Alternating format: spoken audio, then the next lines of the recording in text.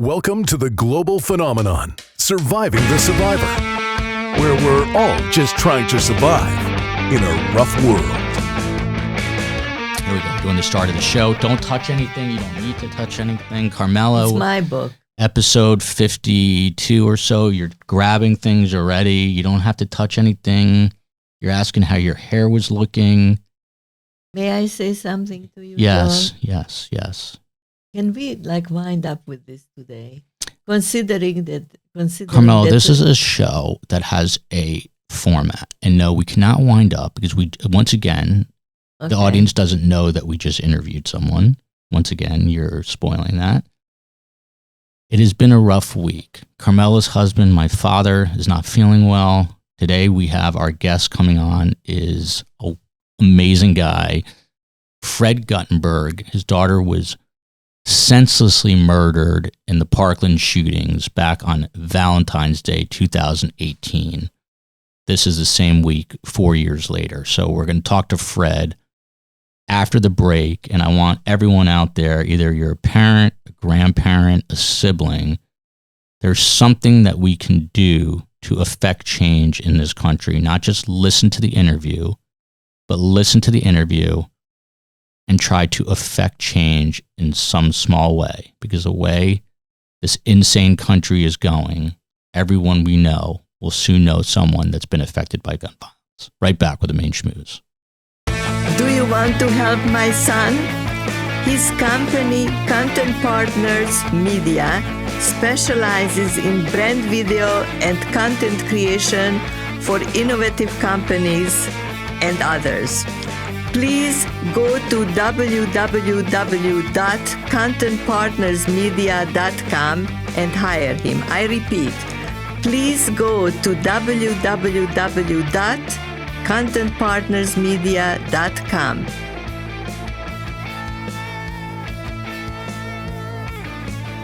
Welcome back to Surviving the Survivor.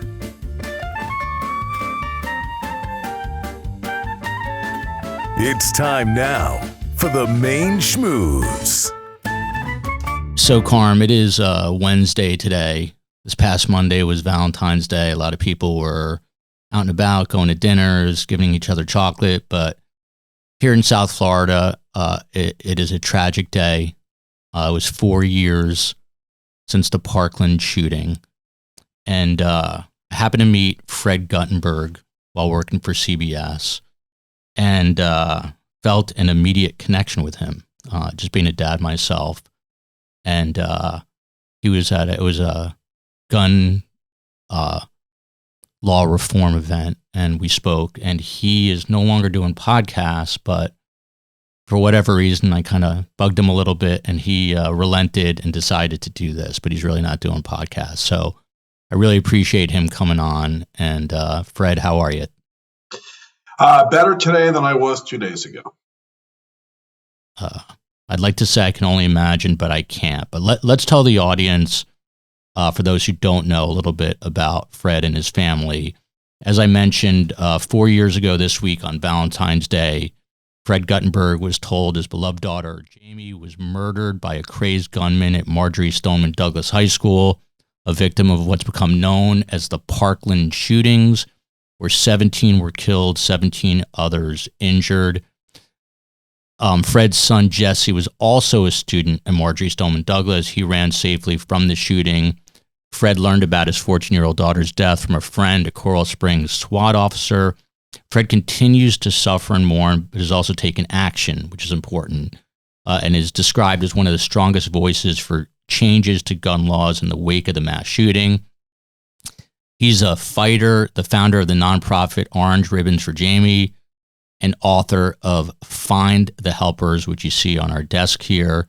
And Fred joins us now. So, Fred, obvious first question is, and I almost kind of hate asking this because it's a dumb question, but how are you doing? How's your wife doing? Is your son doing this week? Listen, this was the fourth year. Strangely, it actually felt harder than the prior years, which I don't think was what we anticipated. We're better today, but February 14th and the days leading up to February 14th were hard. Since my daughter was killed, this was the first time we kind of went up to February 14th. And all of my daughter's friends who have stayed a part of our life were in college. They weren't here. And maybe that's part of why it felt harder. My rabbi said at Jaime's funeral, we don't move on, we move forward. But that is true for my wife, my son, and I. But what we realized is for everyone else, there's quite a bit of moving on going on. It's okay, it's expected, but that was hard for us. I would just say one thing. Representing grandparents here at this meeting, this second it crossed my mind that it must be very hard for your parents and your wife. Thank God they're both sets of grandparents they are around, but it must be very hard for them too, and for all the cousins, and it's the whole community, everybody. But especially, I'm thinking. At this moment, I'm thinking of the grandparents. Yeah, how are your parents and your wife's parents doing? It's a great question. I always say, gun violence isn't only about those who we've buried. This is true of all loss, but it's about the extended family and friends as well. In my particular family, we never really knew loss. We didn't lose anybody. I'm one of 5 kids, and all my siblings were alive. My parents are still alive until 2017, when my brother died of cancer related to 9/11 in October of 2017. And then 4 months later, my daughter was killed. And so my 85-year-old mom and my 89-year-old dad have outlived a child and a grandchild. And it's, listen, God bless them. They are amazing people, but this is hard on all of us. Family gatherings are different. My son struggles through them, and my parents don't live here. They're in Ohio. So we go through something like February 14th, not together. They're actually coming this coming weekend. So we'll be together, but they weren't here on Monday. And that's hard, but we're a close family, and we're going to do this the way we always do, which is together. So I think that's the only way you can do it. Is your son in college now, or? He's not. Between what happened and COVID, his whole educational experience, honestly, stopped being typical. And so, he's working. It is his intention to go to the fire academy. This event has certainly made that, harder for him because of what he might see. But it is his intention to go to the fire academy. Nice. That's a good career path. Sure is. I think for the surviving, and this I'm talking about totally different experience from you. But I lost a child, and our daughter was already alive, and I think she's 56 now. She has children of her own. But it made her want to be like super good and super nice and and I think it affected, I'm sure, your son too. The whole thing had an impact on him too. Yeah, it's a strange thing. So for full disclosure, Karmella lost a child to a genetic illness, and he was a couple years older than me, a couple years younger than my sister, but totally different scenario, obviously. Obviously, he didn't even talk. He had no personality. Yeah. It was how many years ago? 50 years ago? Yeah, but even it was still your child, Exactly. Yeah, and oddly enough, I didn't know him. We were in the same hospital when I was being born at the same time, but you still feel a connection even though you don't know the person. So, without getting too morbid, I want to talk to you about some ways.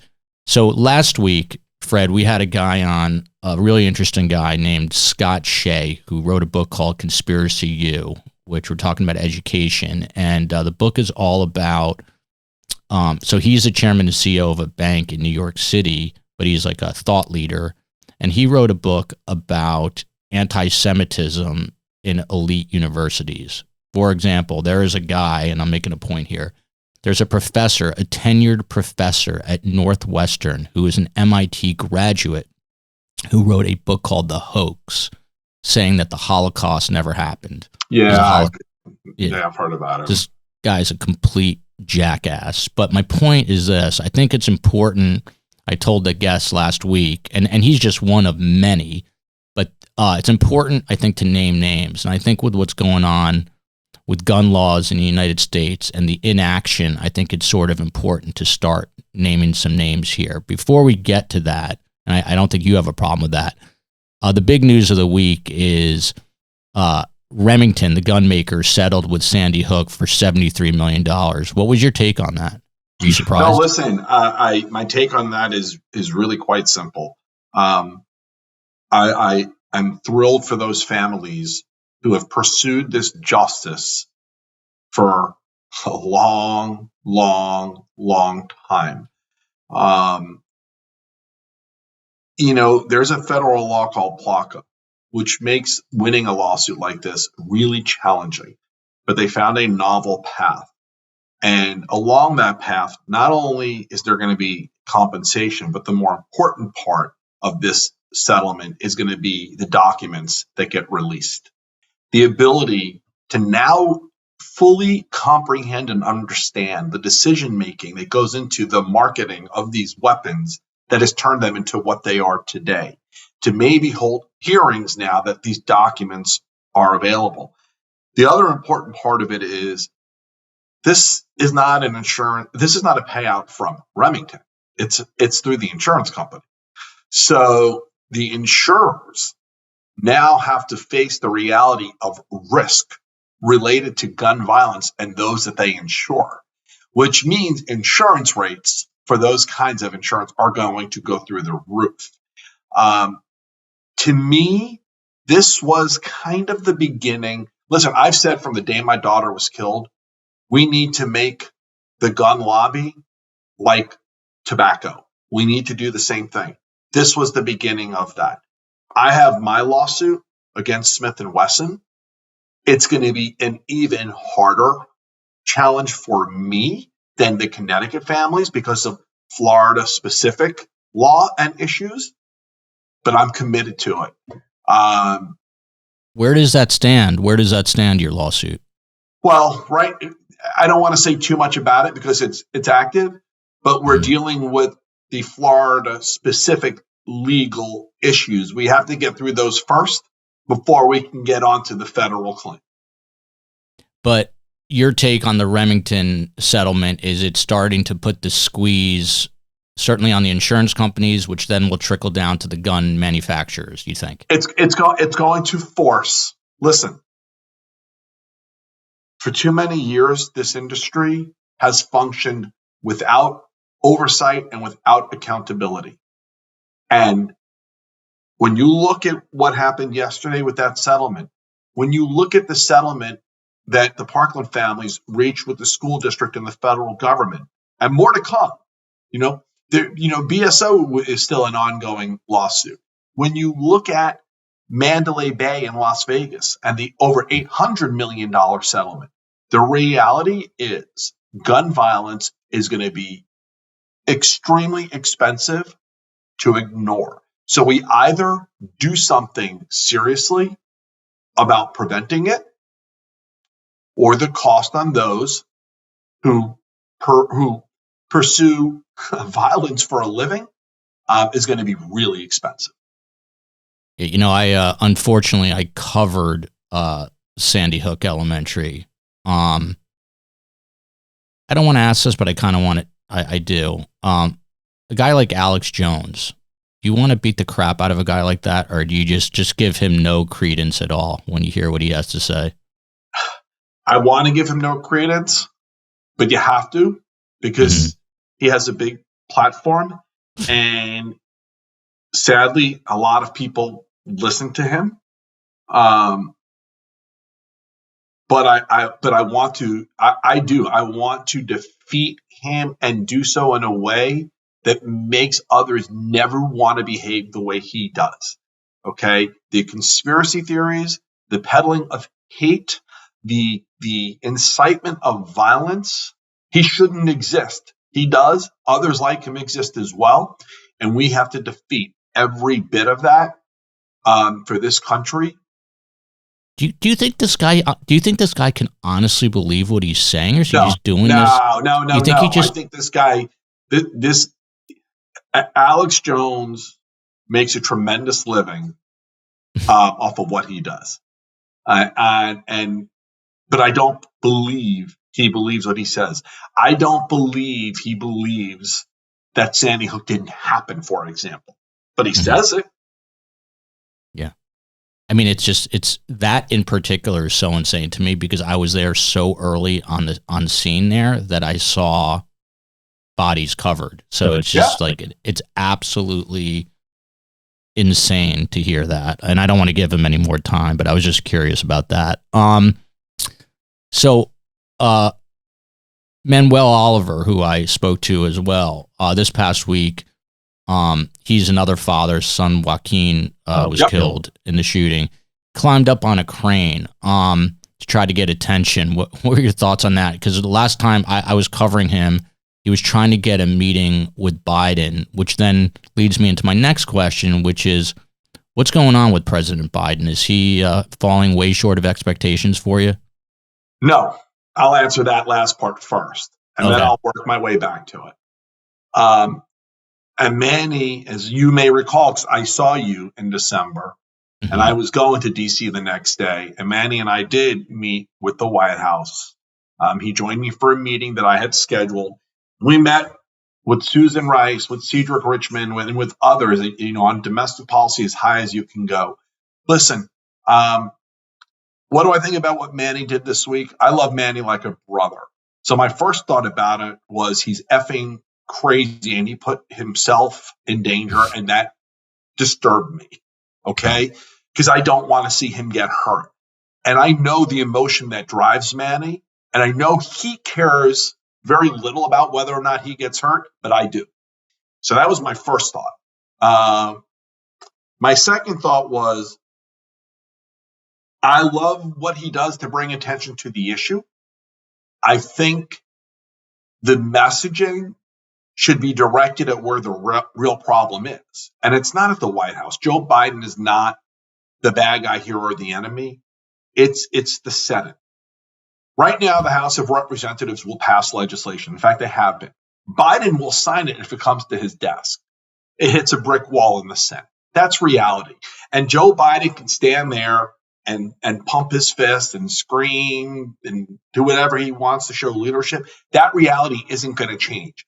The Senate is locked down, not just on this issue, on every issue. So if you would have told me when Jaime was killed that we'd have a president that will sign legislation, a House of Representatives that will pass legislation, and a Senate that is 50-50, if you would have told me that 4 years ago, I would have told you there's no way we'll do all of that in under 4 years. But here we are. We're only 2 votes away from getting gun safety legislation done on a national level. 2 votes. That's all we need in the Senate.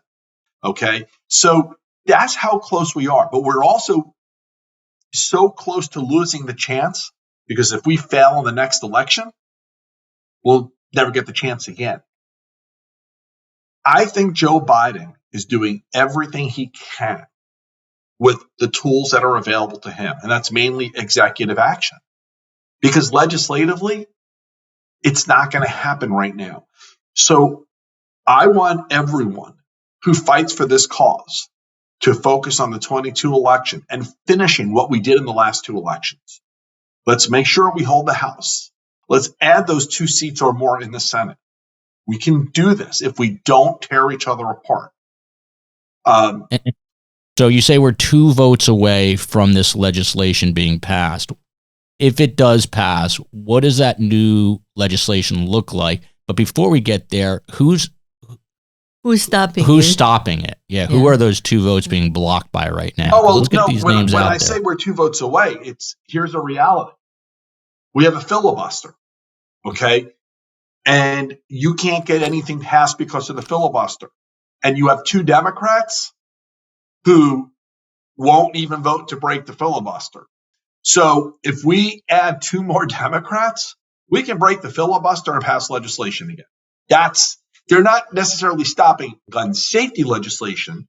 You can't get any legislation through the Senate right now. We're 2 votes away. But what do I want to see done? Listen, let's just start with the bare minimum. Background checks. Let's just start there. Let's get background checks extended to ammunition, as far as I'm concerned, because on federal level. This on federal level. Correct. Because you have 400 million weapons on the streets already, and if you're an illegal purchaser, meaning you can't pass a background check, technically you're also prohibited from buying ammunition. But there's no requirement for a background check on ammunition. So people who have guns illegally, because they're prohibited purchasers, walk into the stores and buy the bullets because nobody does a background check. So I would extend it to there too. We need to do something about safe storage requirements in this country. In the time that we're going to be doing this interview, some little kid somewhere is going to get access to an unsecured weapon. And hopefully that kid won't use it. But every day there is more stories of more kids who do. So we need safe storage. We ought to raise the age for ownership, for purchase at least, to 21. We need to repeal PLCA. There are so many things we can do that value and respect the rights of gun owners, but that will save lives. And we have to do them. Red flag laws. Listen, we passed red flag laws and raised the age to 21 right here in Florida 3 weeks after the Parkland shooting. Both those moves are saving lives. There's not a single legal, lawful gun owner who ever thinks about either one of those laws because it doesn't affect them. Those are the kinds of things that we can and should be doing. Yeah, this is what is so crazy about talking to Fred is I've got 3 kids who are turning 8, 6, and turning 3. And they're literally, I don't think there's really a day that goes by when I drop them off at school where I don't wonder or think about something because of the country that we live in now. And it's a crazy, crazy way to live. And every time one of these shootings happens, it's this, I could play you the same soundbite over and over where the person who's the victim, the new victim, says, I never thought it would be me. And I just want to make sure selfishly that it is never me. So, I mean, Fred, what can people tangibly do to try to change things? I mean, aside from these 2 votes and the midterm elections coming up, I mean, is it a matter of, does it even work? Because I'm very skeptical. Like, does it work to contact your legislators? Does donating money help? What is the most effective way for people to take action? No, well, listen, okay, it does work. I say often when I go across the country to talk that we Americans have done a terrible job of voting. And I don't mean we have voted for the wrong people. I mean, for too many election cycles and too many years, not enough of us have voted. And so we've ended up with the wrong people. So we have to change our mindset around, my vote doesn't count, it doesn't matter, it doesn't work. If we show up and vote, we can fix this. It doesn't happen in one cycle, but we can. We have to stop allowing fringe people to own the narrative and get elected, because that's who gets elected when not enough people vote. So that's number one. We have to show up and vote. But yes, Use your voice, whether it's on social media, whether you're writing an op-ed, do it. And yes, go to those town halls. The problem is, again, nobody does. So you have these town halls, and who shows up? Fringe people. And that's it. We need to start reclaiming our voice in this democracy. There's a reason why the minority right now is overwhelming the majority politically, because they're active. And we need to become active. It's interesting. It's the same way on social media. You know, it's usually the minority of voices that outpaces the majority think on a lot of things, especially when you get to cancel culture, which is a whole different thing. You get these real activists who are very vocal, and it's not necessarily the thought of the majority out there. But yes, this is an eerie interview for me, Fred, because once again, Karmella is very quiet. She's had a rough couple of. Last week, it worked her up because of the anti-Semitism. This week, I know she's very upset and dealing with a personal issue as well. But no, Karmella is usually. I came from Mount Sinai Hospital. My husband was hospitalized on Sunday. He's now stable and okay, and I'm fine leaving. But they have a new rule: you cannot leave and be replaced by somebody else. Only one. He's 88. No, so, I was. May I? I'm silent because I am usually I have a big mouth, but in this I really feel very, disturbed too. But I'm thinking, maybe it's a totally idiotic analogy, But let me use it like AIPAC.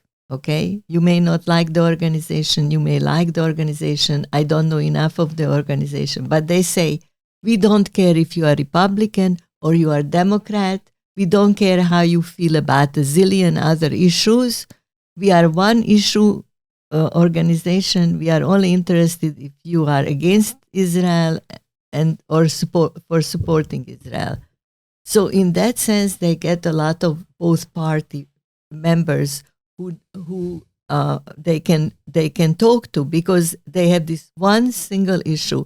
So the gun issue is also one issue among many. And if a Republican saw the situation the same way as you do, you could communicate with him. You're saying it's a nonpartisan issue. It should be a nonpartisan issue.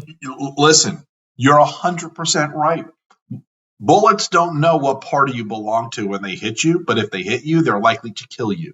It's why I work with Republicans on this. Listen, when Governor Kasich was Ohio's governor, I went to Ohio and I testified at his request because he wanted to do something. Governor Larry Hogan in Maryland, a Republican, is passing good gun safety legislation. Massachusetts Governor Charlie. I'm blank. I think, but he's another Republican governor who's doing good work, and so this is not, wanting to save lives is not a concept owned by Democrats. However, they're the only ones currently serving in Washington, D.C., willing to say they want to do that. The other party is silent, and that's unfortunate. So I agree with you. Listen, they're not just silent, though, on this. They're silent on everything that matters to Americans right now. It's the reason why I actually did an event with Val Demings a couple of weeks ago.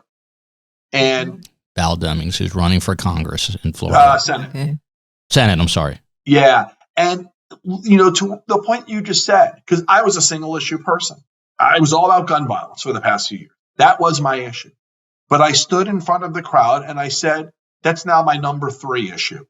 It's no longer my number 1 issue. Number 1 is democracy and saving it. Number 2 is the Supreme Court. And number 3 is guns. Because if we fail to save democracy, if we fail to ensure we are electing people who will value the Supreme Court, then what I want to do about guns no longer matters. If we fail at those things, we'll never get anything done on guns. We won't get it done on environment. We won't get it done on so many other meaningful issues. So listen, guns is everything to me, but we got to get democracy in the Supreme Court right. Fred, I have to ask this question. Go for it, Carm. Happy to oblige. One of the reasons that I'm doing this with Joel, because in a certain way, I am fearless. And I can put my foot in my mouth and I accept it in myself. And I am fearless. And it's very interesting that you mentioned that since your loss, that you are fearless. That you don't experience fear, which is kind of a weird thing, not experiencing fear. And it's a disadvantage and an advantage. But the follow-up question to this is, why aren't you running for office? Might as well end the interview after that question. But no, and you're right. Listen, what my daughter had was fear. Running down the hallway from an active shooter at her back, that's fear. I'll never know anything like what she was feeling in that moment. And because of that, I just have lost the capacity for fear. I don't have it anymore. As for office, for a couple of reasons. A, I think I'm more valuable doing what I do now and being me and calling out things the way I want to see them, the way I do see them, and saying things the way I want to say them. Not worrying about being political, not worrying about needing to raise money. If this happened to me maybe 10, 15 years ago, I'd have a different perspective. But I don't want a Washington, D.C. focused life. This is, my focus is my family, and my focus is the victims of gun violence and doing something about it. And I feel like I get more attention on that focus, doing it the way I do it, than I would running for office. And so that's why. On February 13th, 2018, were you politically active? Were you worried about when other shootings happened? Did it raise flags? Did you think about stuff, or you kind of just like the rest of us? No, listen, I was not politically active. I come from a family who's always cared about politics, who's always been engaged. We read, we watch the news programs. I was always sitting around watching the television, screaming at the television at what I was watching on the news. And within my own home, Jaime was the one who used to join me for that. Jaime was the most like me in that regard. My son and my wife, they really don't. It's just not their thing. But no, I wasn't politically active. I didn't know the politicians. I wasn't going to political events. And I talk often about this guilt that I actually have because of it. I used to watch the news when other people's kids, other children were getting shot and killed in school. And I would get upset and I would get angry and I would do nothing until it was my kid. And I know what my voice has meant to this movement. And so I tell you, I had guilt every day that my voice wasn't a part of this before it was my kid. Well, I think that's 99.99% of us, and the guilt is exacerbated as a nice Jewish boy. But Karm, what was your point? No, the point is that I think you cannot deny that you have leadership capability. Karm wants you running for office, Fred. You have leadership you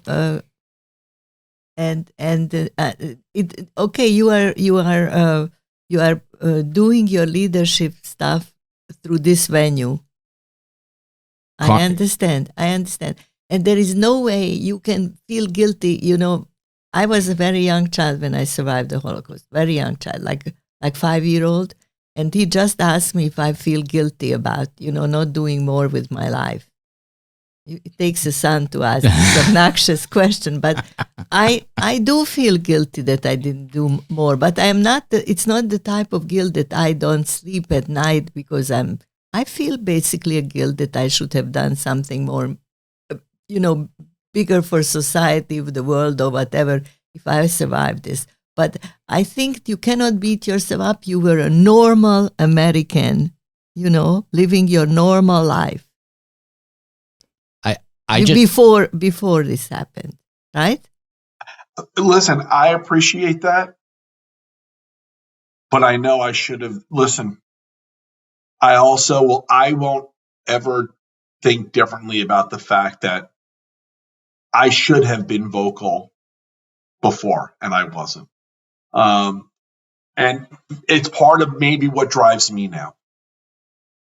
Maybe. This is such a crazy topic because there's,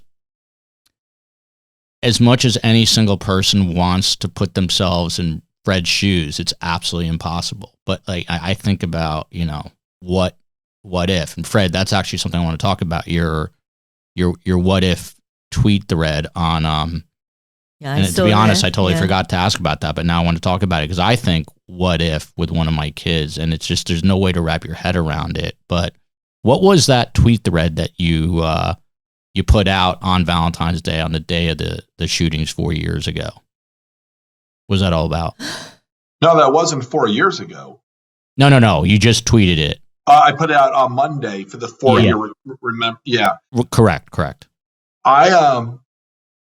The way I deal with what I'm going through with grief is I write. I get things off my chest by writing. And about a week ago, a week before the 14th, it's called the 7th. I sat down that Monday morning. I was just having a tough morning. And I mean, last week was a tough week for my wife and I. Just the whole week just didn't feel right. And so I started writing that on the Monday, the 7th. And throughout the week, I just wrote, this is how I've gotten through the past few years. And I've written a lot of different things that have been on social media or op-eds. I wrote the book. But I just started sitting down that morning and I started to remember the value of this lesson I always used to try to teach my kids. Because, what do kids do? When they want something from mommy and daddy, they're like, well, what if, if you do this for me, what if I'll go clean my room, And I always used to tell my kids, I don't do what if, I do what is. So go clean your room first. And then come talk to me and we can have a different conversation. And I started to think more and more about that. And it hit me. It's like I've been spending the past 4 years asking what if. I was always telling my kids, I don't do what if. But I actually have a lot of what ifs in my head. And so I started writing about it. And I hope, I really do, that every single American reads that. Because that is what people like me feel like. It's all the what ifs. It's all the things that we're going to miss. It's all the things we wish we could have done differently. What if she didn't go to school that day? What if the shooter didn't show up that day? What would your life be like now? But I don't get those what ifs. And so I hope everyone reads it and understands. I am not trying to take away anyone's rights. I am trying to save them from a life of what if. And that's a great point. And that was actually another question. When you put out these... No, it is a very great, but let's not jump off because I think this what if is what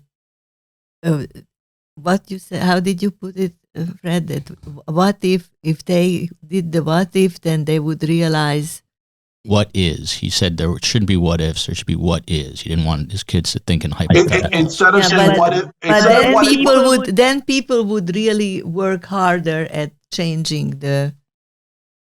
What if instead of constant conversations around passing gun violence legislation, we actually did it? What is, if we made that our reality, maybe my daughter would be alive today. But we didn't.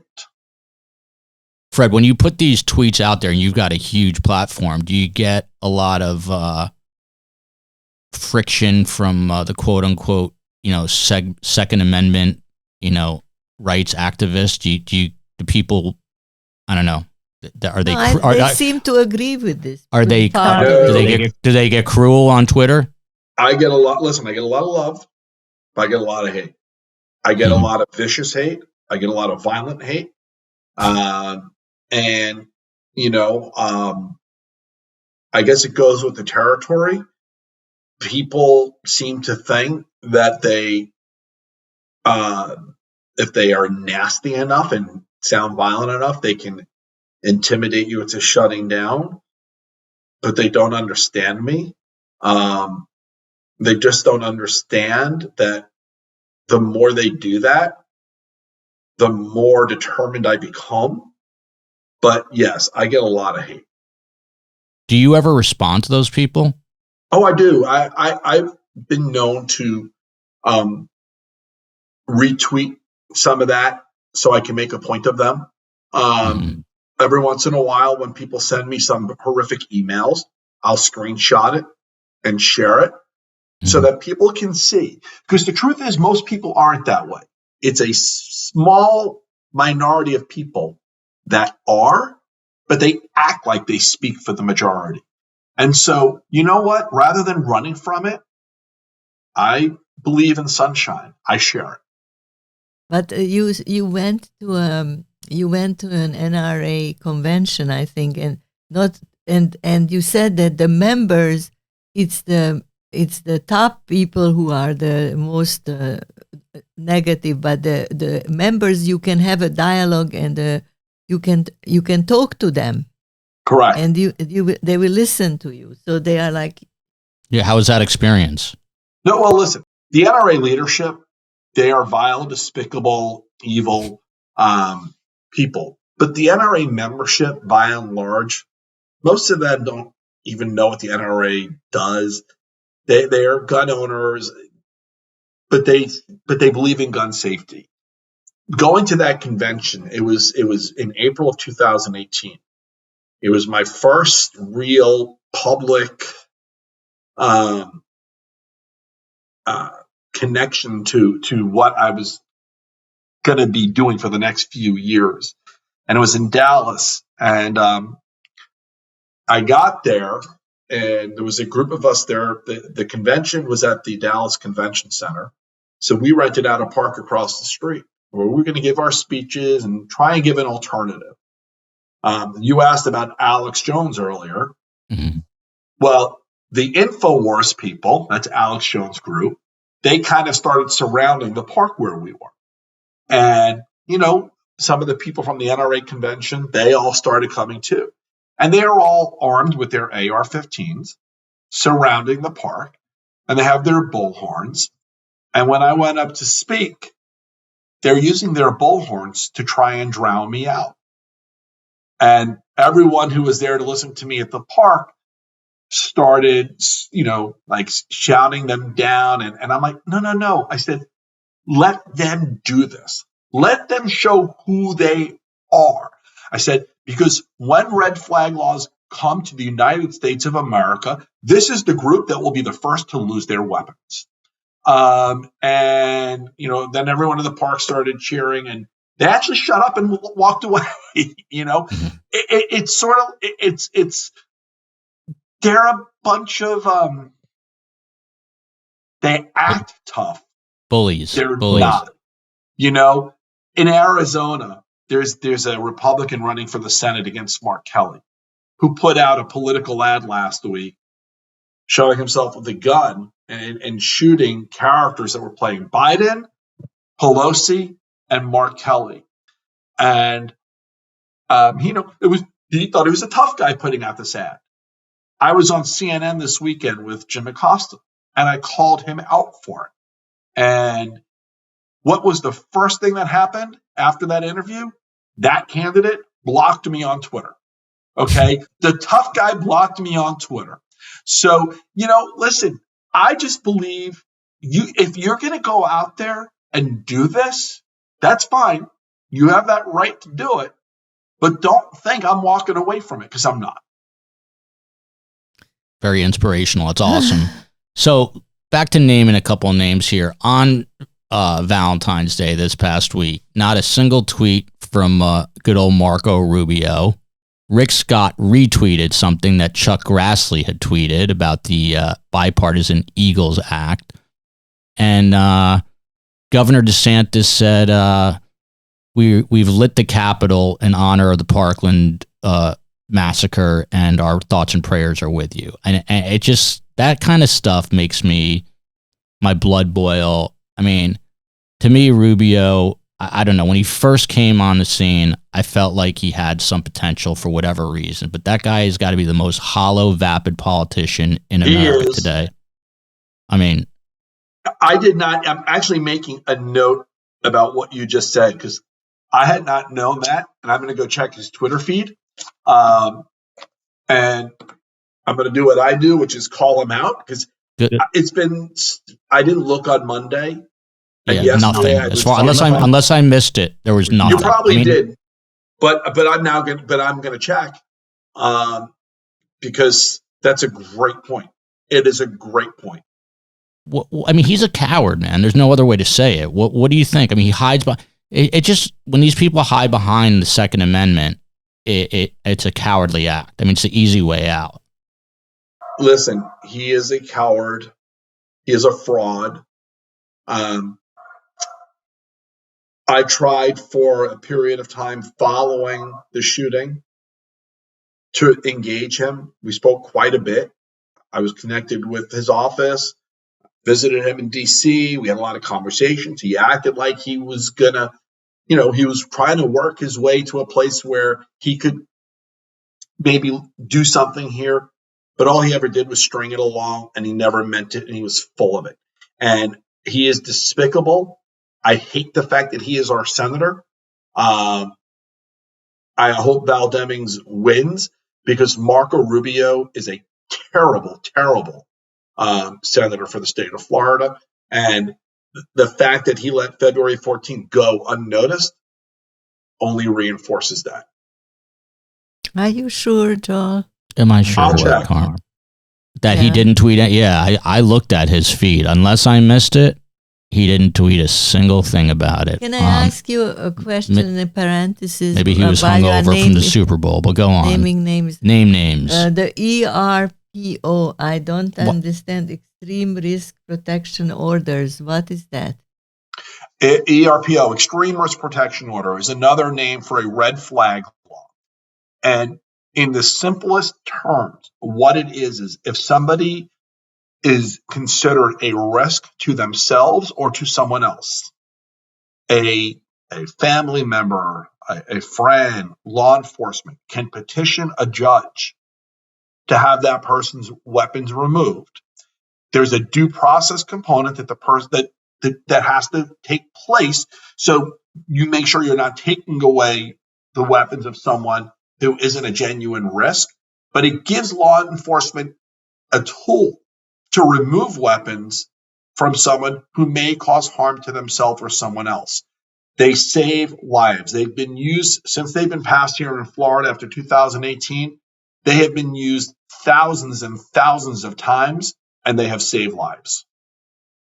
I just want to put out a statistic here so people can grasp this. Since the Columbine shooting in 1999, any idea how many fatal school shootings there have been, Karmella?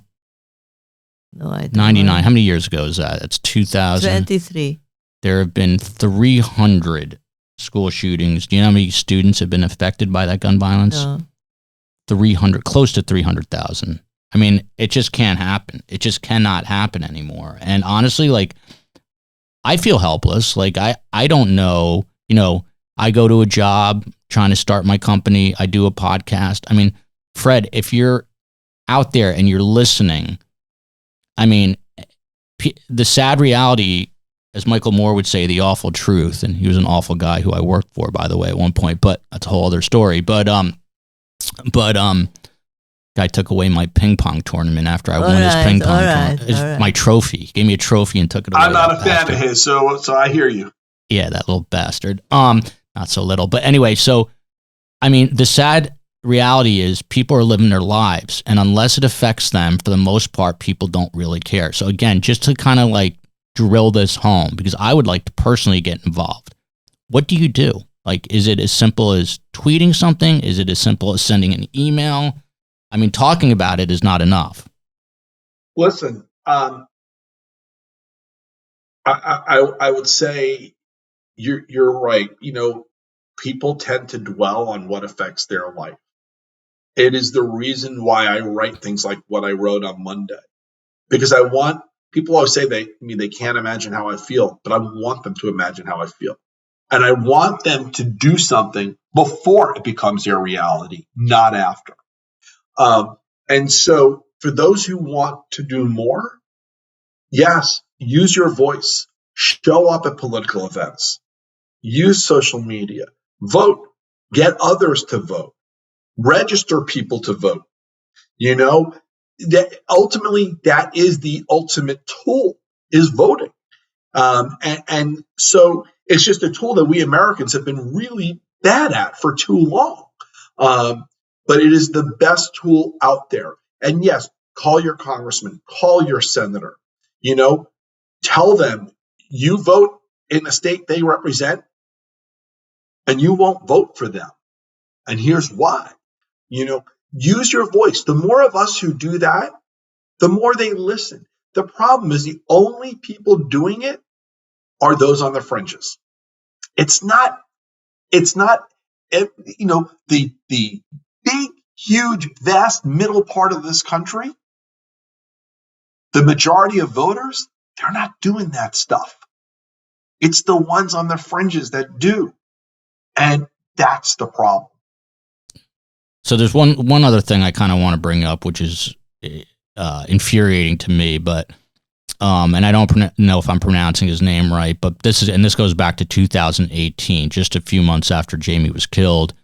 A candidate for one of Florida's congressional districts, his name is Javier Manjarrez. Am I saying that right? Manjarrez? I don't know, but he tweeted or wrote to Fred on social media, and this is a bigger question. Is he the guy running against Ted Deutsch?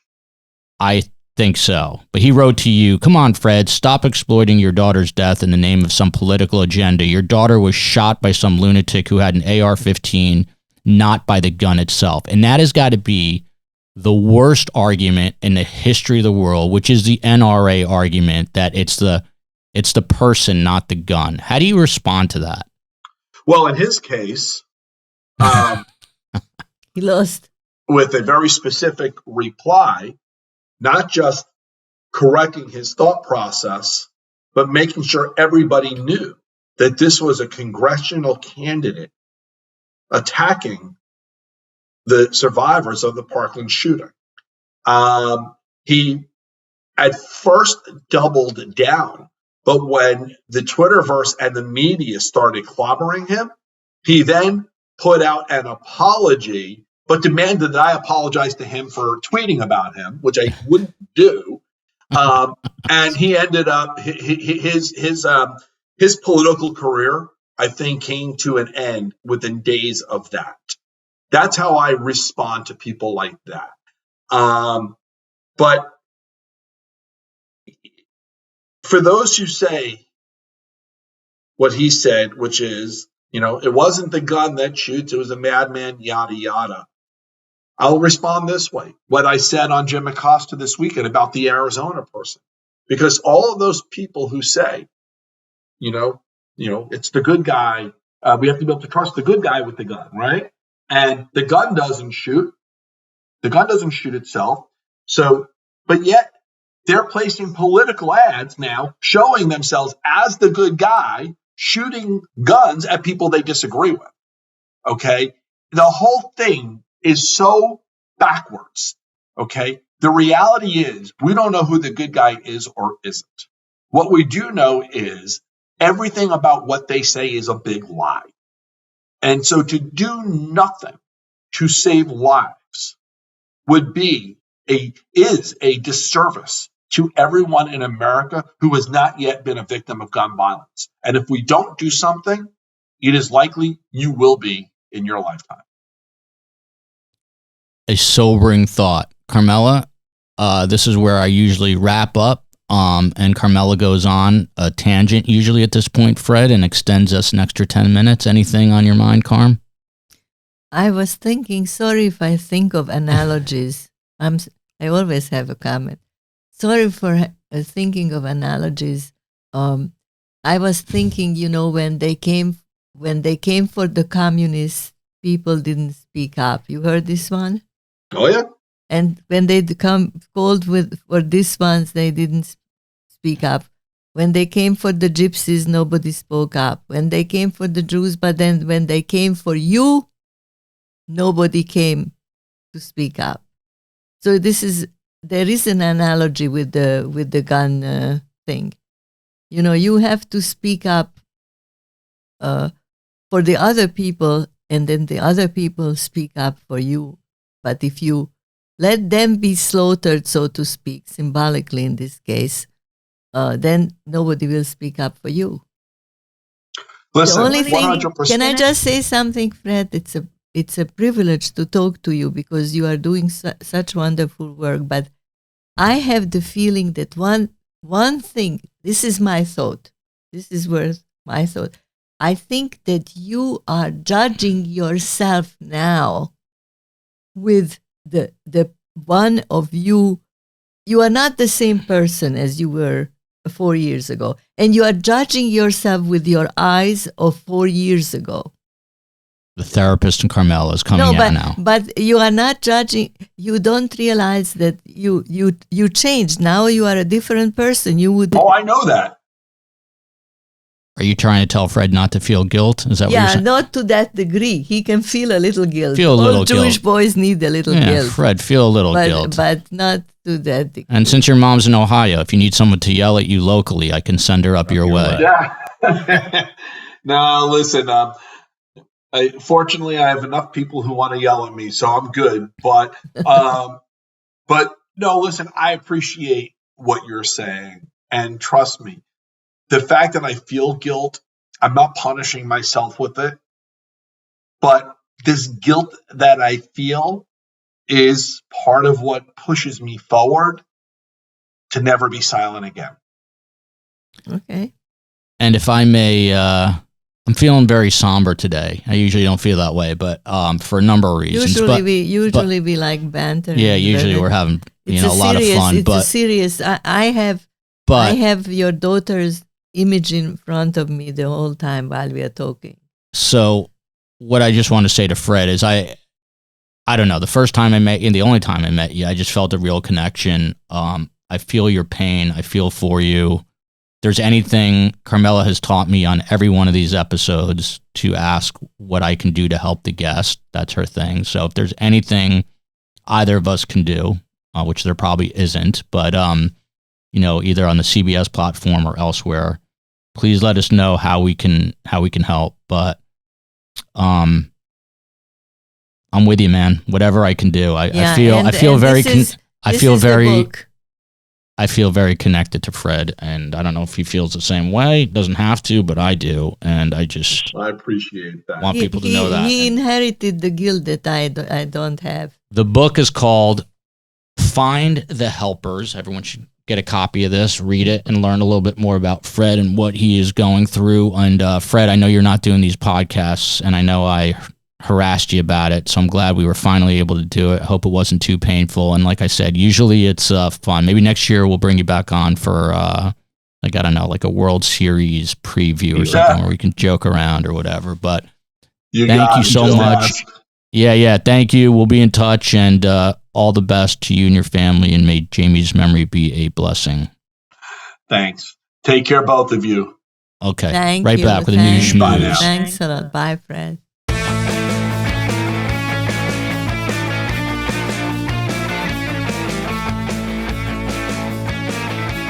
Welcome back. It's time for the news schmooze. And we are back. Karm, I don't know. I'm just, Fred is one of those guys that he's a tough bastard in a horrible position in life, but, you know, this is what he's confronting daily now, and I hope no other parent has to deal with it. What do you think of him? I don't think he's so tough as he was forced into this role. He's forced, but he's a tough guy. I mean, there's a lot of people that wouldn't be standing up to the heat the way. Imagine tweeting about your but I can understand him being a fighter. He's a fighter, but let me ask you this. What if I was killed and someone tweeted at you? God. What if I was killed and someone tweeted at you and said that you had a political agenda? What would you do to that person? I don't want, Joel. Which, by the way, living in Miami and working in news, pretty much every day, I feel like I could be shot and killed. No. You just have to go on Route 95. 95. And if you cut off somebody, your chances of being killed are very high. There is pretty much not a day that goes by when I'm out of my bubble in Miami working in news where I don't think that I could get shot and killed. And I do have a temper, and there's a lot of road rage. There is a lot. As a matter of fact, being a nice anger. mom, I told Joel not to take 95 anymore to go on Biscayne, wherever he goes, even if it takes him 3 hours. But in all seriousness, Fred is a very inspirational guy. I find him very inspirational. I wasn't joking. I sincerely believe that he has leadership. He has a lot of leadership qualities. Maybe he should run. Maybe he will run. But I think what's important in this country is that Snoop Dogg continues to make $850 million, and people that need the money don't get it. I used to say, only in America. On to the news, Schmooze. This made the rounds quite a bit this week, and it actually came up at a conference I was at recently. According to a study published by Match.com, and this came out, other people have studied this recently, 81% of single men said sex is now less important than it was for them in pre-pandemic times. 28% of men between 18 and 30 reported having no sex in the past year, which is up 10 to 12%. That's more than a quarter of men. And what was interesting about this is I heard a gentleman, very well known, named Scott Galloway, who has a podcast that I'm competing with as well, called Prof G. Cool dude. But he was saying that this is actually a really serious problem because depraved societies, historically, are societies where men are not having sex. And societies that fall apart are societies where men are not having sex. Do you agree with this? Wait a second. Depraved. What's the definition of depraved? Just twisted and heading in a downward spiral. Let's use that as the definition. But he was talking. It's very, very, very. He was talking about it very seriously. That it is sort of a breakdown of civilization, and a big part of the reason this is happening is social media, the metaverse, video games, COVID. It's a confluence, if you will, of events. It's a perfect storm. But the bottom line is this: men are not getting laid, and not only are they not getting laid, they don't want to. And that could, honest to God, upset society. This worries me. I'm not joking. It does worry me. It's a terrible thing. If there was nothing else to worry about. No, it doesn't worry me like in a and honestly, capital W. I don't want to make this about me, but I will. I'm just too tired. Mentally, this has been a very draining Well, week. You are an older man. We can understand. On to the next story. I finally agree with Sean Hannity. Never thought I would say this in all my life. And that is because, do you remember, speaking of sex, you remember Andrew Weiner? Of course. Don't have to remind me. Go ahead. Ran for mayor of New York. I followed that campaign because I was working at Fox 5. He's kept a low profile since he was released early from prison, but he was on Sean Hannity with his new co-host, Curtis Sliwa, who's a wild man, discussing his new hosting gig as a radio host on WABC New York. Weiner has a new radio show. This Silva left, what's her name? Juliet. Juliet. Yes, now, yeah, she's a few back, but now Sliwa has a new guest, and who do they bring in? Of all the millions of people in the world, they bring in the pervert Anthony Weiner. But did I say Andrew? It's Anthony. I think I was calling him Andrew. My apologies. That was Freud. Anyway, that was Freud. Hannity asked him about the offense that sent him to prison, and it goes like this. I guess the first question that I have is, you pled guilty. He said this to Anthony, to sending the obscene materials to a young girl, a 15-year-old girl. Hannity had pointed out that you pled guilty, you served jail time. Hannity went on, have you changed? Are you a different person? To which Anthony Weiner explained, well, I think so. I don't think anyone can go through that kind of experience, and I think this is probably true of people who have been through other types of adversity. I don't think you go through that type of experience and don't emerge changed. But he said, I think so. Do you think this sick bastard has changed or not? We just had education from Hansen. A leopard does not change its spots. Is that correct? Correct.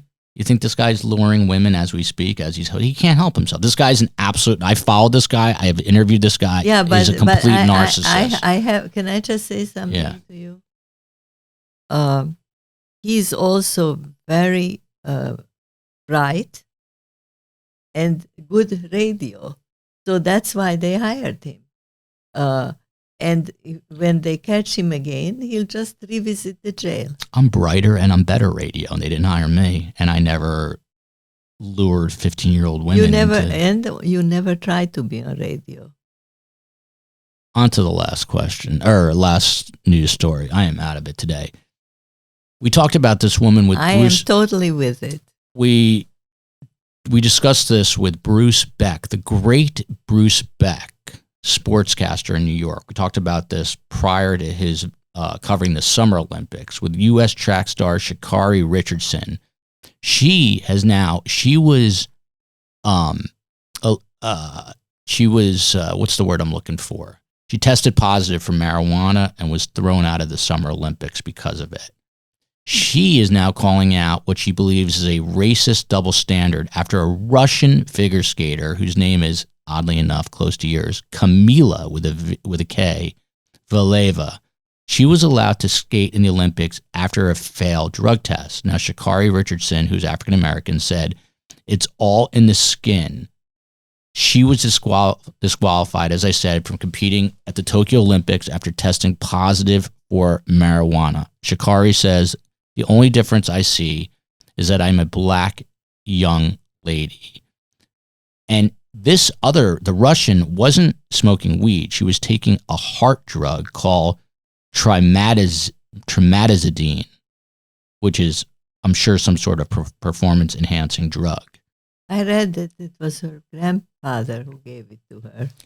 I'm not joking. Do you think the Russian is allowed to skate because she's white and Sha'Carri was kicked out because she was black and smoking pot? No. And is Sha'Carri right? She is allowed to skate because now China is on good terms with Russia, and she's Russian. It's all politics. Politics. It's always politics. By the way, Haley Copps, who we interviewed, is skating, I believe, tomorrow. We have her on tape. Team Copps, Team Israel, Team USA. Go for it. Let's do this. We'll be right back with 3 questions for Grandma.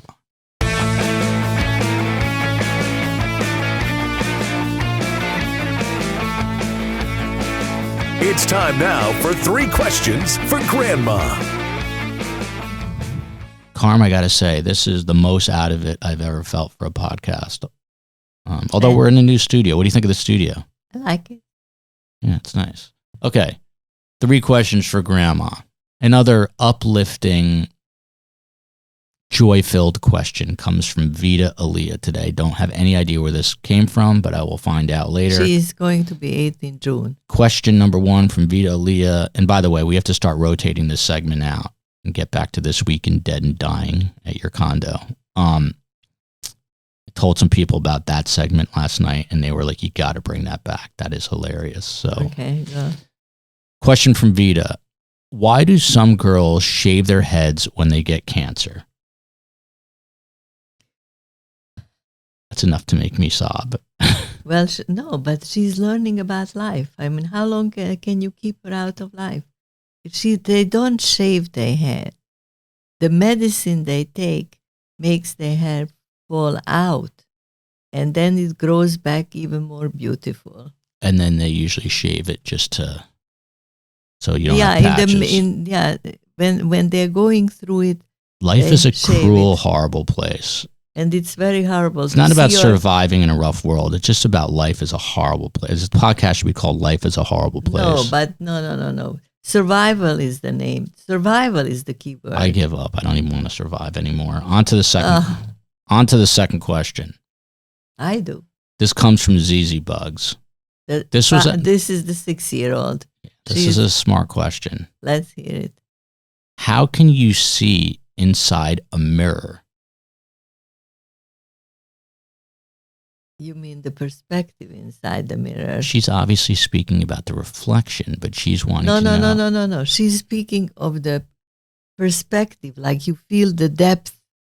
Like if one person stands here and the other person I have to clarify it with her because she posed a question at 5 a.m. as J-Mac was peeing on me in bed for the second day in a row, and a warm rush of liquid was spilling over my back as she was asking it. So I wasn't completely focused on the question, but my understanding. Let's go. I want to see my husband. My understanding is that she was talking about the reflection. Okay. No, not the reflection. Okay. Perspective she was talking of. I don't know what she was. Last question comes from J-Mac, 2.5 years old. How does the fire truck siren make noise? That's a very, very smart question. Yeah. Oh my God. How is it? I do not know the answer. It's amplified. It's amplified through something. I don't know. Good question, J-Mac. We'll get back to you in 25 years. We'll try to. I would imagine that the sound squeezed in through a small hole, squeezed out through a small hole. It's like the shofar. Yeah. It's a modern day shofar on top of a bright red truck. Exactly. I look good in that photo.